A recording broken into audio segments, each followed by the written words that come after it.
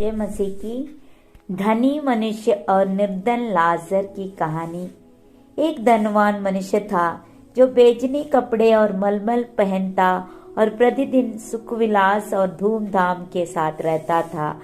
लाजर नाम का एक कंगाल घावों से भरा हुआ उसकी डेवढ़ी पर छोड़ दिया जाता था और वह चाहता था कि धनवान की मेज पर की जूठन से अपना पेट भरे, यहाँ तक कि कुत्ते भी आकर उसके घावों को चाटते थे।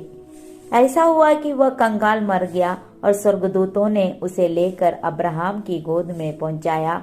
वह धनवान भी मरा और गाड़ा गया और अधोलोक में उसने पीड़ा में पड़े हुए अपनी आंखें उठाई और दूर से अब्राहम की गोद में लाजर को देखा।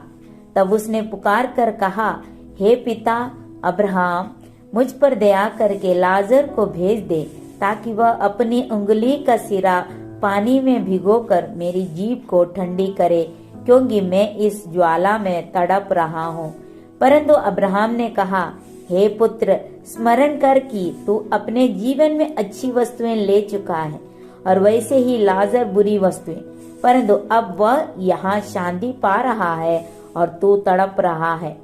इन सब बातों को छोड़, हमारे और तुम्हारे बीच एक भारी गड्ढा ठहराया गया है कि जो यहाँ से उस पार तुम्हारे पास जाना चाहे वे ना जा सके और ना कोई वहां से इस पार हमारे पास आ सके। उसने कहा, तो हे पिता, मैं तुझसे विनती करता हूँ कि तू उसे मेरे पिता के घर भेज, क्योंकि मेरे 5 भाई हैं। वह उनके सामने इन बातों की गवाही दे, ऐसा न हो कि वे भी इस पीड़ा की जगह में आए। अब्राहम ने उससे कहा, उनके पास तो मूसा और भविष्यद्वक्ताओं के पुस्तकें हैं, वे उनकी सुने।